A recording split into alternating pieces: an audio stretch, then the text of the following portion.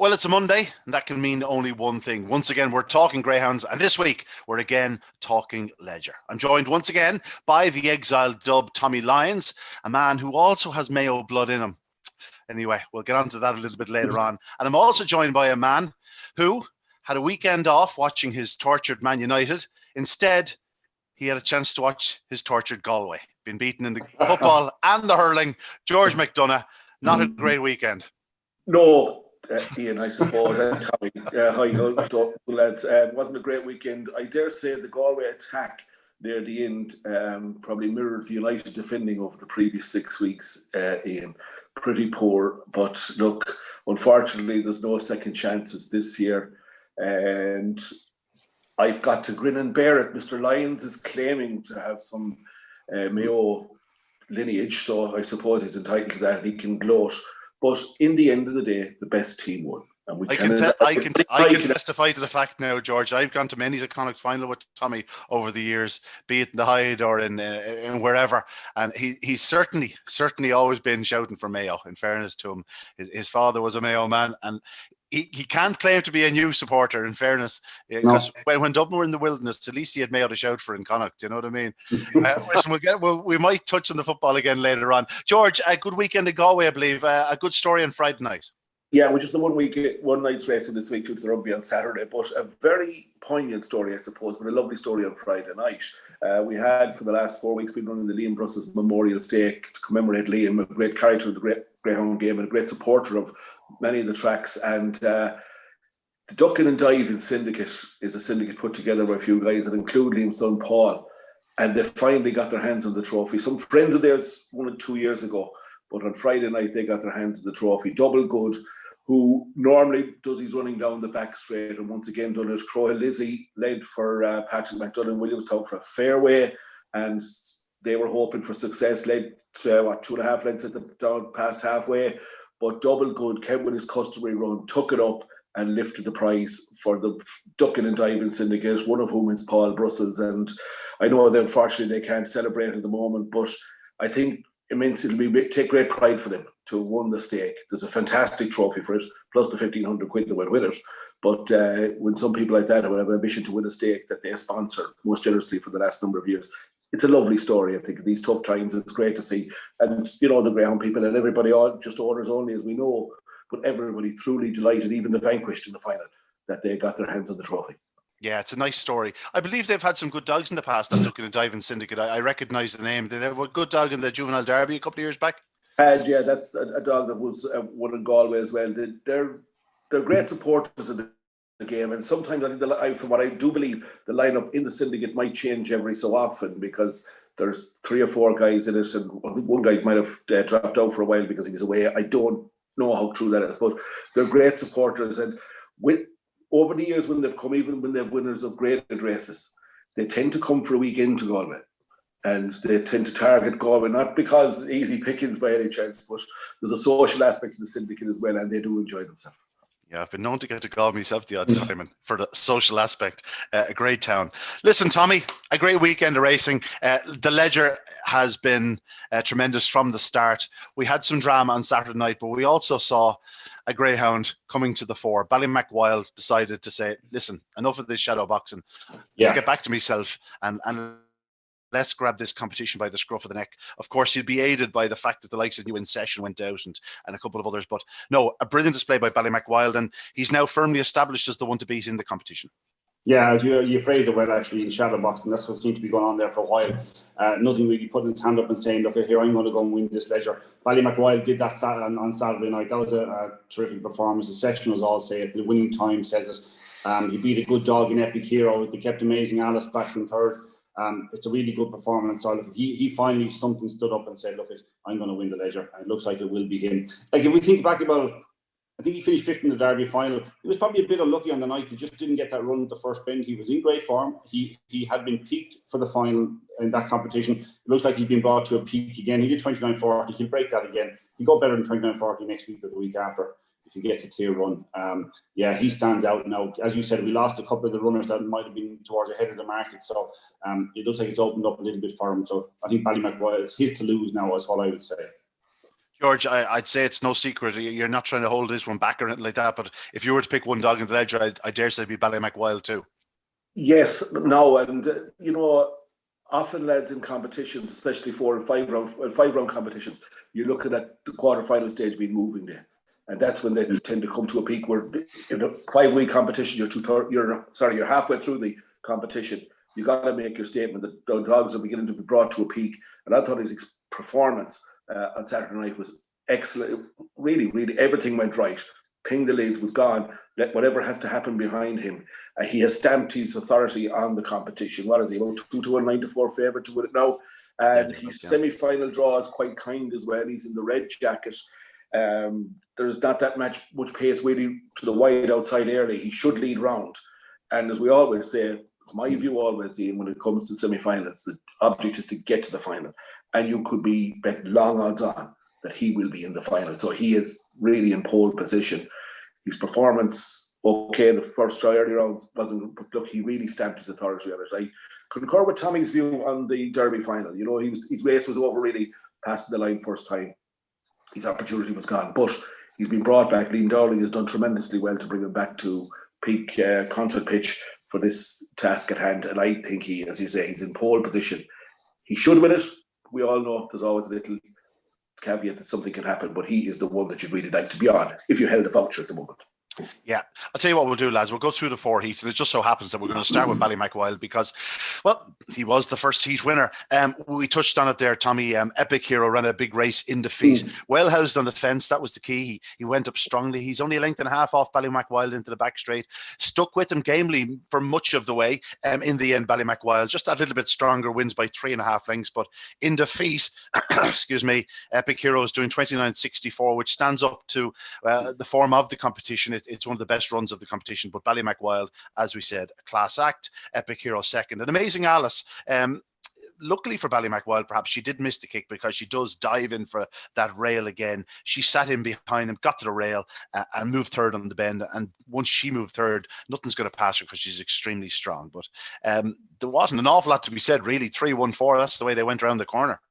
Couple of things, Ian. The Epic Hero, kind of closed Ballymacwild down to about a length of halfway, and it was just from that point, maybe he felt him on his tail and all decided, right, time to go, and kind of left Epic Hero behind a small bit. But I thought it was a fantastic effort by Epic Hero just to keep him with him the whole way, and also to keep Amazing Alice at bay. I mean, she turned third, and she was close enough that if she was going to pick him up, she was, she had every opportunity in a sense.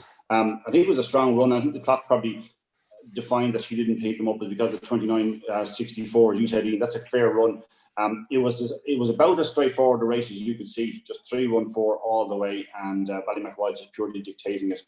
Epic Hero game defeat, and Amazing Alice just being herself as usual, running really well. They're drawn in 1 and 2 in the semi-finals. Ballymacwild in 1 and Amazing Alice in 2. Wouldn't have any concern whatsoever of Amazing Alice causing trouble to Ballymacwild, in my opinion. Wouldn't have any. They were in 3 and 4 the other night. The Ballymacwild has far too much early pace for her. Yeah, he's good. He's a good 14 pounds heavier than her as well, of course. She's not a flying breaker. You saw in the final of the Cesarewitz too, when she was in trap 2. I think the one dog broke in front of her, and she switched inside it and showed amazing pace, as she always does. She's not going to do that. She's not going to be able to do that to Ballymacwild. Yeah, George. The connections of those in second and third would be more than happy with their charges at this stage. They would, Ian, but I would say about Amazing Alice, she dived for the rails again the last night, but this should be to her advantage in the semi-final, especially now. Look, we're taking the view here that Ballymacwild will be gone, will come out, have his trapping boots on, will lead, and that will aid Amazing Alice's cause, I think, because she'll have a perfect slipstream round the opening bend, and one would think then that she should turn down the back straight with every chance of making the final. But it was a good performance the last night by her, but she does dive for the rails. So obviously in trap number 2, she's perfectly housed, I think, to slipstream Ballymacwild, and after that, down the back straight out every chance her. But Ballymacwild, some people never give I think due credit to the Greyhound's intelligence, because I thought when he went down the back straight the last day, as Tommy alluded to, and I hate to be backing up a Mayo supporter for the second time in the piece, but Ballymacwild sensed that there was a challenge coming, and there was that little bit extra. and went away again. But should, it's all about him in that semi-final. But Amazing Alice, I think, will follow him around and should I think make the final with him. Yeah, there wasn't really many hard luck stories in the sense where, the likes of Springwood Vardy missed a kick, Owen Spice missed a kick, but did show good speed to get into a challenging spot for third on the bend. But once Amazing Alice went around in front of him, Razzle Dazzle Monarch popped out, but just didn't have the pace to hold on to his position. We'll move on to the second heat because we could take a few minutes with this one. You could watch this one 10 times over and see, 25 different things in it. New in session again. Like, he's 12 starts, 9 wins prior to this. And in reality, going into the corner, you think it's going to be 13 starts, 10 wins. He just seems to be a dog that when there's dogs around him, he just can't get into full stride. It takes him a while to get going again. And, even at the third bend, he's still there challenging for the lead, but gets headed, gets a little clip, and just didn't happen for him. So New in session has gone out. Feudal Spirit is the one that sort of does the damage in the early stages, and Rathcool Fox didn't really fire. It was a race to forget for Graham Holland, but Oran Don, what a story this is. Like, this Greyhound is coming back from, a serious injury back in the day. Mary Gilbert and Skippy Gilbert have done a serious job with this dog, and for Elliot White and Johnny Crehan well, I suppose Elliot is probably a dub, but there's plenty of Roscommon blood there. We're on the Connacht team again, but it's great to see a dog like this back and performing at such a high level. Yeah, so Ian, the prefix Oran is only across a few miles from where we were based in Roscommon one time. If you told me that 1, 2, and 3 would be the first 3 dogs around the bend and they finished 4th, 5th, and 6th, I told you were mad. And I have watched it loads of times, like you said, and I still can't really make sense of it. New in session was second down to third bend, just went to front again on the bend, and I still can't understand how he can win. The race was there to be taken. If New in session, I think at this stage it's probably fair enough to put him down as somewhat disappointing at the top level. Now, we'll probably get a bit of a break after this stage, after the Ledger, in terms of the stakes that he'd be going for. He'd come back from the Gold Cup and the Easter Cup or whatever. He'd be back on the classic trail, and maybe you'd just give time for Graham Holland to maybe just get him right. There must be something. He's just not. He has brilliance. It's in him, but we're not seeing it every week, despite his record. You know what I mean? He went to England and he was. It was a peculiar kind of win in one of the heats when he ran off the bend. Now, I know the rain was horrific in Nottingham that night. He's a dog at the moment I don't trust. If I was punting, if I was putting my money down, I just don't know what I'm going to get yet. Priceless Jetty, and we learned a little bit more about him. We still learned that he probably can't win. He's probably not the most. He's not a real wide seed yet. Again, 4 Mina Miracle was moving out. 5 Priceless Jet was moving in early. They didn't do each other any help. Then he was going. Price Jet was going inside at the first bend. He tracked lovely down the back. He went between Greyhounds, got into a nice position. Looked like he was going to drive the third bend and win the race. Lost a couple of lengths. Stayed on again without ever looking like getting to Oran Don either. At the same time, not only half length between them. He never looked like he was going to go by him. So yeah, Oran Don has a massive run over 5.75 in Shelburne Park. It's worth remembering that he does get to the winning line. Yeah. Anyway, look, the real story of it is Oran Don, because when he didn't lead and the pace he showed to get to the front and to stick it out well. Now, the only thing is, Ian, like, for all that we're trying to make excuses here about why this didn't happen, that didn't happen, the time's still only 29.96, and that leaves him with an awful lot to find with Ballymac Wild. So, I mean, it's probably a heat that threw up more questions than answers, to be quite honest. Yeah, George, it was one of those heats, as we've said, you could watch it over and over again. Was there anything that you spotted that we missed? No, well, I just think that, I take the point that it was a lot slower than the first heat, but we have to give a length or two for the crowding that went on as well.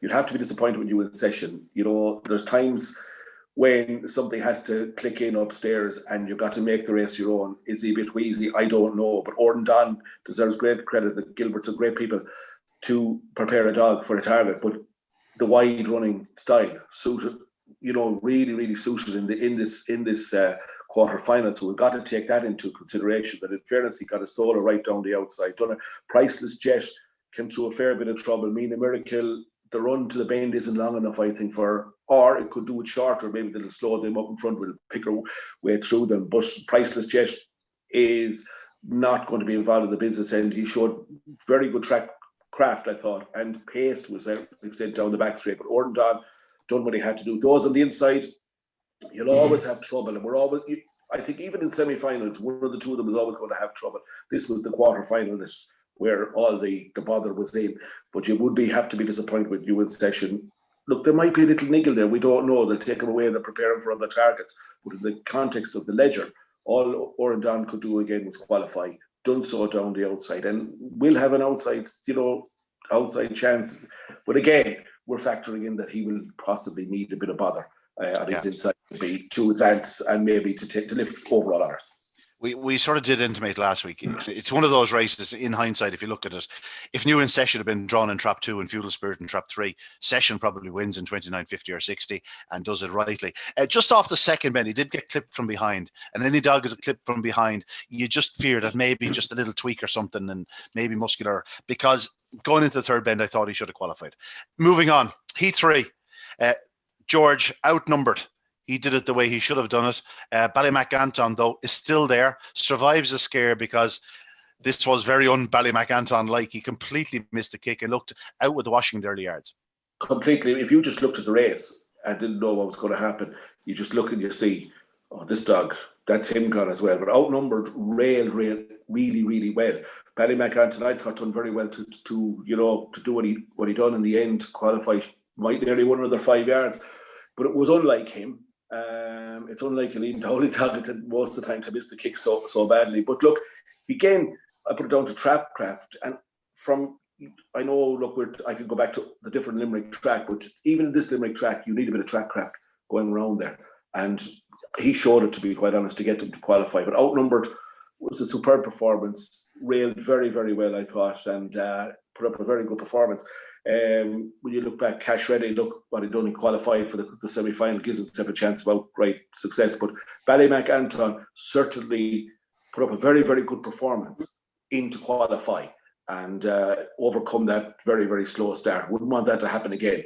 But outnumbered can't be fought. At 29.73, decent enough time, still a fair bit back in the first heat. But those front two certainly will hold their own in the semi-finals, I would think. Yeah. Tommy, Paul Hennessy and Liam Dowling are grandfathers to a child. There's common linkage there. I think Congress Thunder did him a fair turn on the corner. I think Paul was looking after Liam at that stage. Congress Thunder, I wish you could just put a steering mechanism on this Greyhound because he has gears to burn, but just absolutely, he just looked completely devoid of brains on the opening bend, just completely ran off. And he did open up for Ballymac Anton. I wouldn't say that Ballymac Anton missing the kick was anything that new.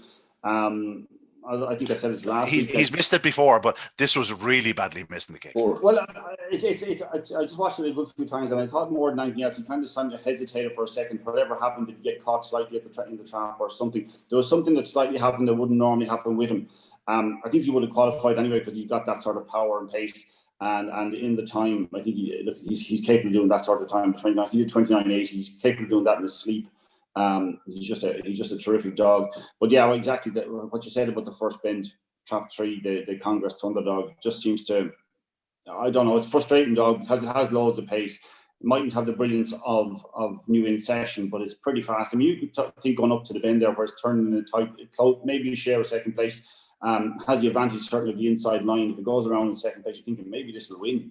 Maybe the pace it has down the back, it'll go to the front at least. Yeah, if let's say if you'd been carrying my money into the corner, I'd be going, just keep your line, son. You know, you've never been as well placed. Yeah, and you're going to go and win this. So look, he's a frustrating dog, but he has loads of ability. Paul Hennessy will find races to be won with him. There won't be competition to be won with him because you always feel that something like that's going to happen in some round of it. You know what I mean? Where things will go wrong for him. Maybe he won't be winning competitions. He'll win plenty of races. Cash Ready, Dennis Fitzgerald, local trainer. Delighted to see him qualify as well. Outnumbered, of course, was the dog I fancied and won the heats of the Laurels. He got beaten by Pat Goodfriar's dog. He ran particularly well. The sectionals weren't, they weren't a match for the first heat. He did 5:39 to leave him about half a length behind to the bend, and 17:47, which would leave him almost 3 lengths behind to the sprint box kind of area.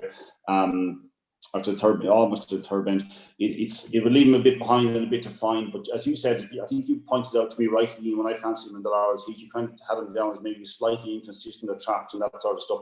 That we know he has the ability when things go right. He went very right the other night, so a nice run. I'd like to see him back it up now and qualify for the final. Yeah, in contrast to the opening heat, like this race completely changed on the opening turn, and it was 1, 5 and 2 the went around first, second and third. Ballymac picking up Cash Ready.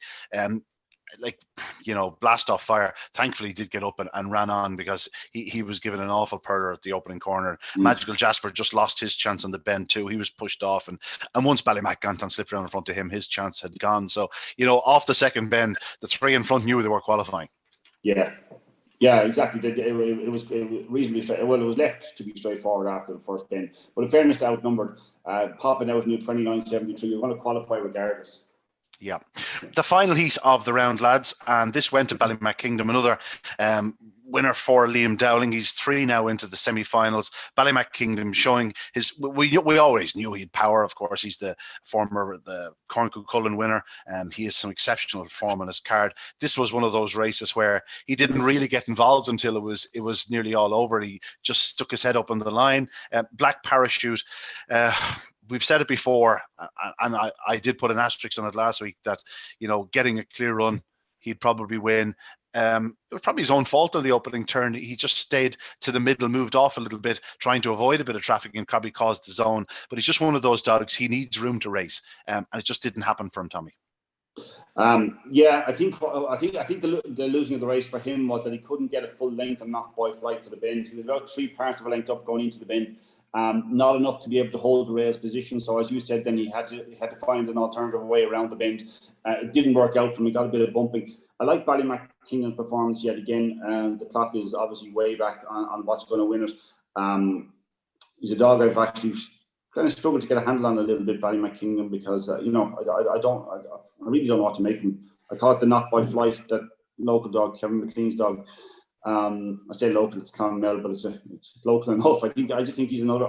And this was another good performance without ever suggesting he's going to win a Ledger. There were times when he could have backed out. He was 3/4 of a length behind the three dog Black Parachute. Like we said, Black Parachute is the Black Parachute win the Derby plate. He was Derby plate. Yeah, he got a plate. He got a plate to beat Ravens. Like he's that quality of dog, Black Parachute. So not by flight.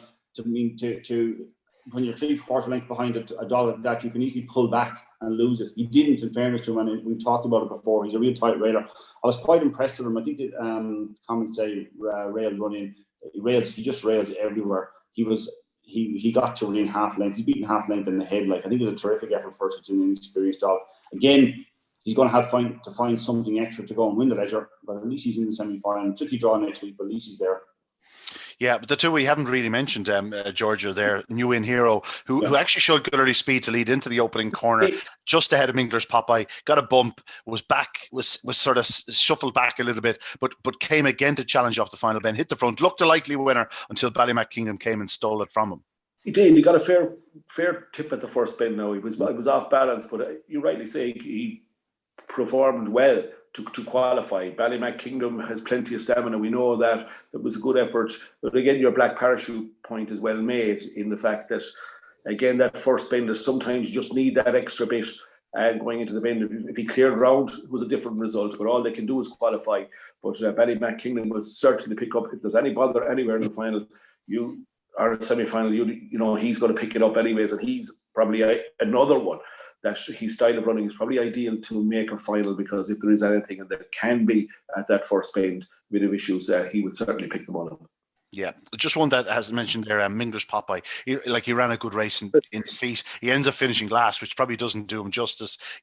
He's a dog that had won his previous 2 rounds in the Ledger, and on this occasion just couldn't quite hold New One Hero off the last bend, and that cost him his race because the strong runners came at him.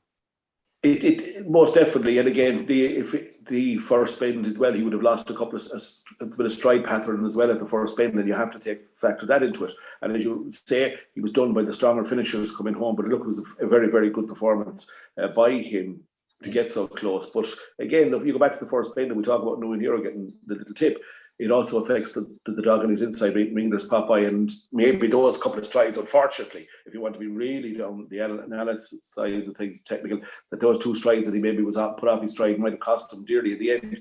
But, that's racing. You have to ride those bumps at the first bend and the third bend as well. But first bend can be really crucial. Yeah. Tommy, don't tell him I said this, but Barry Drake was probably right last week in Knock by Flight. He said more 550, 575 yard dog. I questioned it. I thought he was more of a 525, 550 dog. He looked more of a 575 type dog this week. He's a little bit done for speed in the early stages, but stays on well.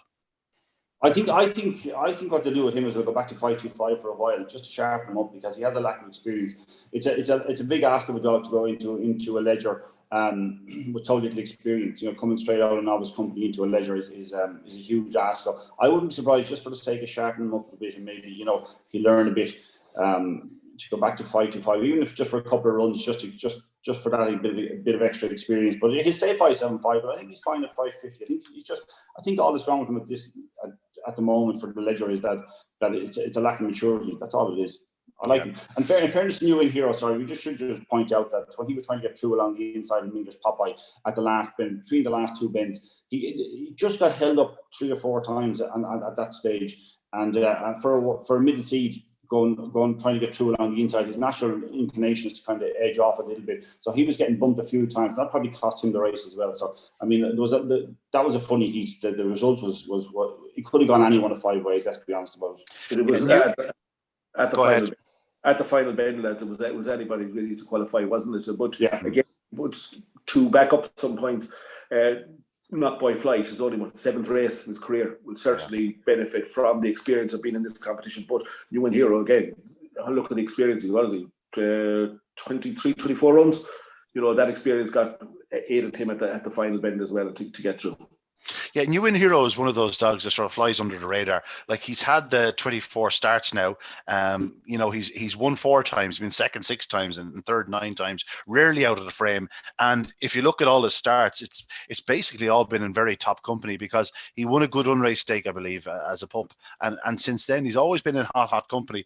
And while he doesn't win all that often, it's mainly due to the competition he's taking. But his record is there. He's a half brother to you in Session, and I wouldn't have taken much of a price that he'd be gone further than Session, but at the same time, when you look at his record, it should be no surprise that he keeps qualifying, because that's what he does. New In Hero, he keeps finishing in the frame. As you say, he turns up at all the top table events, and you're not going to win all of those.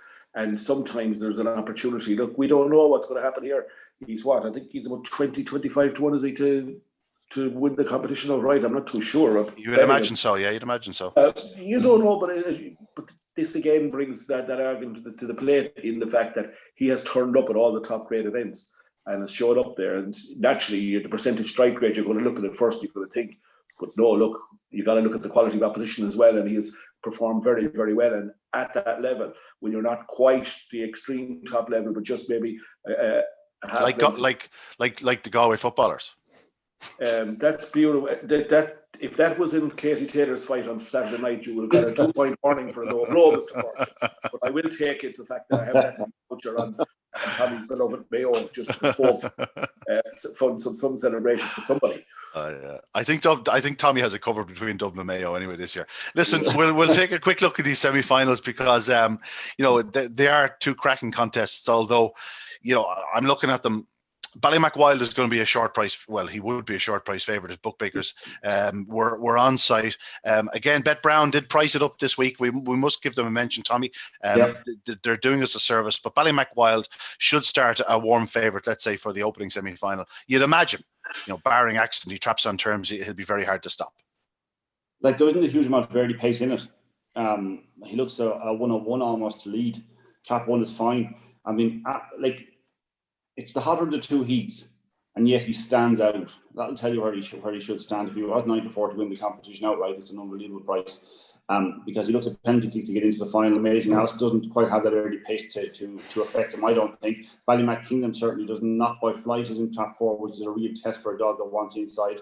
Actually, it's probably a great draw for Priceless Jet, in theory, if he was that one. If he was Mina Miracle is definitely showing signs of a long, hard campaign. She was a bit outpaced into the corner. Knocked by Flight's diving inwards. Ballymac Kingdom, he can trap, but he's not blessed with early speed. And Amazing Alice won't be moving anywhere but for the fence. Price's Jet should get a clear run. And if he does produce something like a 290, which he's capable of, there's no it's not beyond the bounds of possibility this dog could turn second or third.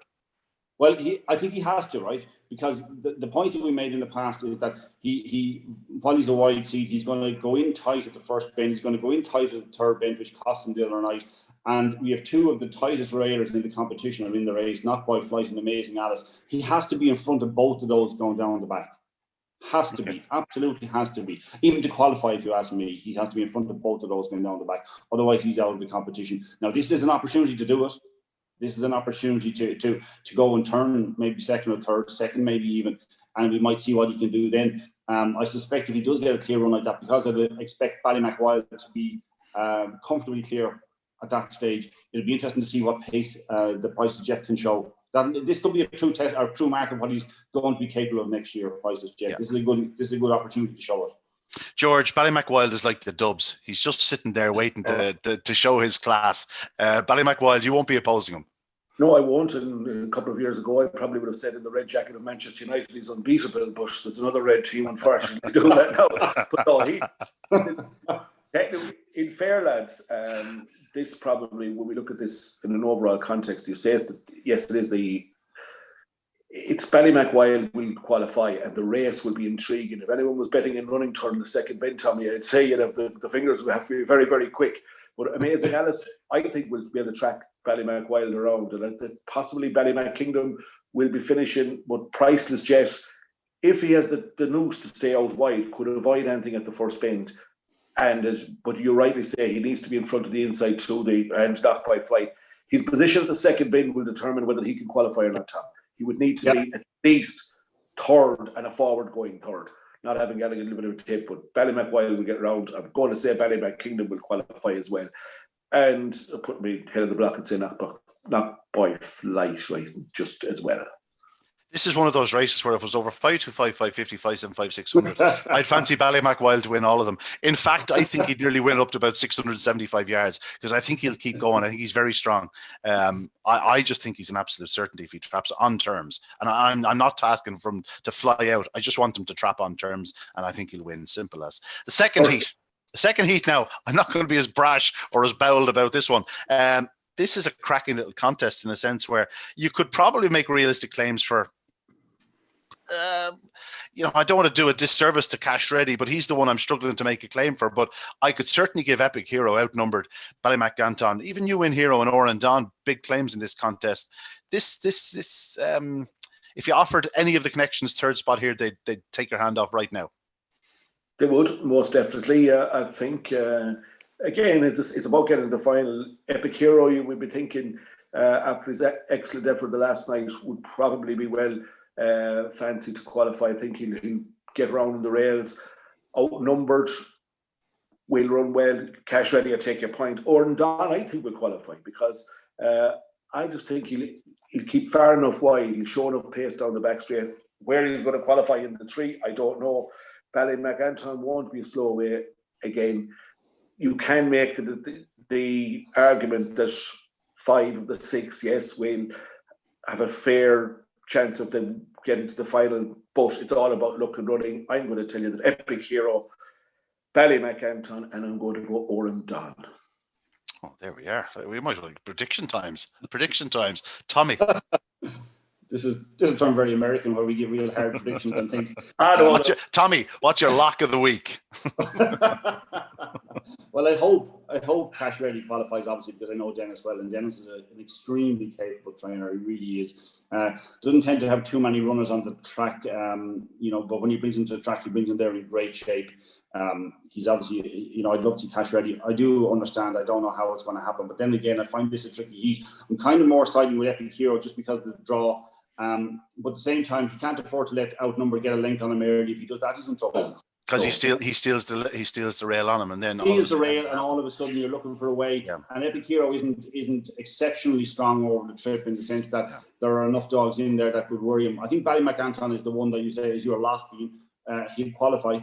I'm not sure. I'm not sure how, but he'll qualify. I tend to agree with you. He'll qualify. I don't know how either, but because I don't think he's going to lead, and I don't think. And I say I'd have him more, maybe turning in midfield than anything else. But he's quick enough to pick up all of these dogs. He's quick enough to pick them all up, every single one of them. Now, look, we have to remember he's November 16, so he is 4 years of age, but he's going to qualify for the final. He's going to give Liam Dowling some handling. He could have 2, probably, possibly even 3 in the final. I'm going to go with Epic Hero, though. I just think that I'm hoping that he'll be able to hold outnumbered. Or I'm reading it that way. It's not that I'm hoping. It doesn't matter to me which of them wins, but I'm thinking just from the draw, reading it, I think he will. I think he'll just do enough to hold his line against outnumbered. He'll have more pace in him down the back, and that'll be enough to win the heat. So I think Epic Hero. What we keep saying about outnumbered is that he's only, in fairness to him, he's only had the 15 starts, so it's a bit too early to dismiss him in terms of an inconsistent boxer. But we haven't seen him trap too often, 2 or 3 times in a row. And if Epic Hero traps on terms with him, Epic Hero beats him. There's no question about that from the draw. Thereafter, I get where George is coming from with Oran Don. I really would love to see Oran Don in the final because, it's a great story. He's after coming back from a bad injury. Mary and Skippy, like, they're in the game so long, and they've had some really good dogs over the years. And it'd be great to see them in a classic decider. And Elliot White, he's putting some good money into the game, and he sponsored a good competition at Shelburne Park this year. And you like to see them sort of men being rewarded for their time. Graham Holland, Liam Dowling, Mark O'Donovan, Tommy O'Donovan, like some big names there. It's just one of those heats where it's very tricky to call. Now, George, after giving us his 3, Tommy, which 3 do you think will qualify? Come on, Tommy. Stop sitting on that fence. 1, 4, 6. So the same 3 as George. Oh, they were the same. Sorry, George. I think no, that's okay. Like, that's okay. It's a prediction game. It's not a competition. They all Galway have united for this. Yeah, I'll tell you what, that's not too often happening. The first heat, lads, just while we have you, the 3 qualifiers. Tommy, you're obviously siding with the 2 Ballymacks and another. Price's Jet? No, I go with 1, 2, 3. 1, 2, 3. George? I'm going to go with 1, 2, 4. 1, 2, 4. You're going for knock by flight to qualify. I hope you're right, George, not me. I hope you're right. Listen, lads, that's great. I'll tell you what we'll do now. We've mentioned a few of some really good ones in the ledger. Were you watching the Oaks action on Saturday night, Tommy? Yeah, I certainly was. It's pointed that Ballymac Wild has a sister in the final. Amazing Alice has a sister in the final. Some really, really top class performers in this Oaks, and it looks like a vintage Oaks decider. Oh God, it does, and the draw has made it so interesting because I think Ballymacbeanie is the fastest in the competition. I would argue. The owners of Droopy's Curio could probably have an argument too that she's bubbling under. She's ready to do a huge run. But like Ballymacbeanie's in 2 in the semi-finals. You have Swanley Chick who beat Ballymacbeanie on Saturday night in Trap 1. You've got Ballymac Art who won the semi-final heat. And also what he did was he just broke reasonably well. And for the first 15-20 yards, he just showed his electric turn of pace. And which she's just one of those massive improvers, Ballymac Art. So I don't know where Ballymacbeanie is going to get a run or how it's going to get a run. Do you know what I thought beat it the other night, Ian? Apart from the fact that the obvious answer is Swanley Chick. Ballymacbeanie showed Swanley Chick showed not a lot of pace into the bend and it just got tight for Ballymacbeanie, right? So she checked up a bit, right? She showed phenomenal pace down the back, but I've never seen her come from behind the dog on the outside. Yeah. And I think when she showed that pace, she showed ridiculous pace. For a race that was won in 28-14, she showed phenomenal pace to get up sides. And I think she just kind of steadied herself there, didn't know how to get around the leader on the bend. And to be fair to Swanley Chick, it was a phenomenal run 28-14, and she stuck at it really strongly for a bitch that was drawn out in 6th. Not ideal. So I just think Ballymacbeanie's lack of experience of getting around the dog. Now, obviously, with Swanley Chick in Trap 1 again, she's going to have to beat her to the bend this time to beat her in the final. So I don't know how it's going to finish up. I'm going to end up tipping Ballymacbeanie in the paper because Ballymacbeanie, in my opinion, is the fastest dog, or fastest bitch in the race. But I'm just not sure how she's going to win it. George, were you keeping an eye on Shelburne Park? Yeah, watching Ian, and I thought Ballymacbeanie's performance, was good. But Swanley Chick, the first fight, my God, she came out like a rocket out of Trap 6. You'll need to do that in a link better, I think, from Trap 1 in Shelburne Park. But again, the circumstances, the fact that there's no crowd, lads, there's no Big Oaks final roar, that could level it out. And I wouldn't be surprised Swanley Chick turns in front.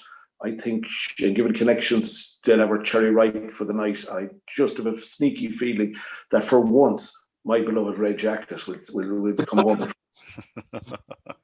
Your beloved red jacket. Good man, George. I'm a touch concerned that she was in the striped jacket last week and then one next week. It's just from the extreme outside the trap, getting to see the hair straight away, blitzes out of boxes. Yes. I'd just be concerned that she might miss the kick from trap one next week. But as you said, it's going to be a quiet Shelburne Park. There's no reason for any of them to miss it in case of if they're sitting there listening. The clicks will be there. It's a case of whatever just hammers the lids down. And it's one of those Oaks finals that whichever of them go around in front, they're going to be very hard to pick up. It is. And, for going forward, it's a wonderful Oaks final. It's full of high-class bitches. Every one of them has a story attached to them. Every one has a big performance in them. And there's not going to be 5 losers in this. I think we've 6 bitches going forward that are exceptionally talented, looking for breeding in years to come. And it's great advertisement for the sport, the quality of the final. And go back just to a point made there, and we talk about Elliot White and Des, we go through, you'd think of those people. Great families involved in the Greyhound racing. And the Whites, and we have experienced them in the west of Ireland as well over the years, if they ever won a stake, they were the first people to put their hand into the prize money pot to sponsor a stake in the upcoming couple of months, irrespective of the grade. And it's great to see those people having success as well. I think it's just a small little thing. I spoke about all the Brussels at the start of our piece, but the Whites as well, always great people and great Greyhound people to put their hand in their pocket and sponsor some sort of a stake. It's not, it's a great trait of these people. No, absolutely. I hear you. Elliot's late father, Des, certainly did sponsor some really good competitions. And in fairness to Elliot, he sponsored a good competition this year in Shelburne Park. And like you say, if they win a few quid, they do reinvest a few quid in the game. They know that the sport needs the backing of those involved. Of course, that Oaks final is on Saturday night. I'll be talking Oaks on Thursday with Declan Donoghue. Hope you'll be tuning in, lads. Just again, the Winter Festival is coming up on December 4th and 5th. It's a shot in the arm. We have it on Racing Post TV. It makes a big difference, lads. It certainly does, and it's great that Racing Post TV are coming over. Everybody is disappointed with the current climate we live in, but to have a winter festival and to have the exposure as well coming from the Racing Post TV is fantastic. No doubt yourself, you represent us with great aplomb, Mr. Fortune, and we look forward to that. But it is wonderful, and it is, and it's vital at these times. Like everybody is, in the last 2 weeks, have got a pep in their step when they hear about the vaccination and all the work that's been done by these great scientific people, and we all hope to be back to normal. It's going to be a gradual return to normal, but it's also great that this is happening, and that gives us a little bit of step up. And then when we have, hopefully, people coming back into the stadiums in the new year, we'll have competitions. We have a marvellous opportunity to market our sport, and the RPGD TV idea, and we can get as many people to tune in, because what people have to think around the Greyhound industry, and I'm talking outside racing here, Ian, is that the parts that the Greyhound industry has played in raising money for sporting organisations and charitable organisations in the last 40, 50 years has been simply phenomenal. And I think these organisations are going to need to, and I'm talking about ordinary sporting clubs, are going to need to look how are they going to raise money. The huge local gatherings in the community hall or in a hotel may not be allowed, but we're going to be able to play as an industry and play a huge part in that when we have gradual return and patrons returning, and give these people an opportunity to raise money. So I think it's a gradual progression, and to have a winter festival is going to be able to show these people. And I think it's up to us Greyhound people to get as many ordinary people to tune in and have a look. And this is the gradual return, and this could be just a great start. Look, we had a great Derby, we've had a great Oaks, a great Ledger behind closed doors, but going forward, I think with people gradually returning and the Winter Festival, we got to have targets for people within the game to focus on that. And then I think we have an opportunity here to go to the broader sporting people, let's say. Yeah, Tommy, I'd say the graw is there for people to get back to the track at this stage. People are just absolutely gagging for it. We've seen the big nights in Shelburne Park and, in Cork and Limerick soon. It's that sense of occasion that people are really missing out on, seeing those people that I haven't seen in a while. And, the Oaks final in particular, it's very different to the likes of the Ledge, the Laurels, the Derby. It's the breeders. People that you don't often see going to the track always used to turn up an Oaks final night. Yeah, and I tell you what, I would argue that we haven't had as good a bunch of greyhounds in Ireland in totality and across all sections between bitches and dogs and 550, 525. I don't think we've ever had a better bunch of dogs in Ireland at the moment. So, having a winter festival and having it shown on RPG TV is going to be a brilliant opportunity to showcase what we have it's never been better in one way. And obviously the worst thing is that we can't have people going to the track at the moment. It's difficult, but you know what? If you look at, I can only speak, and we haven't had enough mention of you all here tonight, so I can only speak from my own experience. But you know what? The people who are keeping it going week in, week out, while we try to get through a difficult period, it's fairly impressive. You know, considering how depressing the period has been for the last, maybe, what is it, since March. So you know, you're talking about 8 months. Like it's a long time, but the people have been keeping it going, and there's good spirits in y'all at the moment, and I suspect it's the same in all the tracks. People are just kind of saying, come on, we're going to get through it. We're nearly there. And when we are, like George says, a bit of a shot in the arm, it's up to us to showcase how good it can be. The Winter Festival is a good opportunity to give a bit of a shot in the arm. I think we have absolutely amazing greyhounds on the tracks at the moment. Really, really good quality. And you saw it then, of course, winning the English Derby as well. So yeah, I'm looking forward to it. Really, and the build up to it. And the build up to it is going to be important, because a lot of good work has been done by the IGB, or the GR Ireland, we should call them nowadays. They've done a lot of good work in the background, and I've been a naysayer, detractor for many years, in the sense of a lot of what has gone on, in greyhound racing over a number of years. But there is a lot of work in the background to kind of bring it into a modern era, and I think we should showcase that. I'd just like to say, Tommy, from coming from a Gaeltacht area, Rossett Conairden sounds an awful. Very good. Yeah. You pick up on that, Tommy, there, the great work being done by people. And I see the greyhound owners and breeders in Galway now. They've started a thing on a Friday night where all members in a WhatsApp type of group have a tipping competition. Right. And the prize is simply a bag of nuts and feed. Little things like that.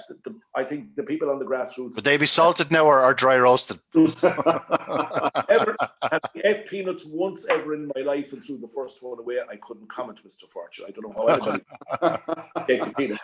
Yeah, I tried a beer once. I didn't like it. Well, lads, there's lots to look forward to. Great racing. It is a cracking ledger. We're down to the final 12. Next time we'll be speaking to the Exile Dub. Will be next Monday, and we'll be down to the final 6. At this stage, I assume both of you are tipping Ballymac Wild to land the competition. We already touched on it.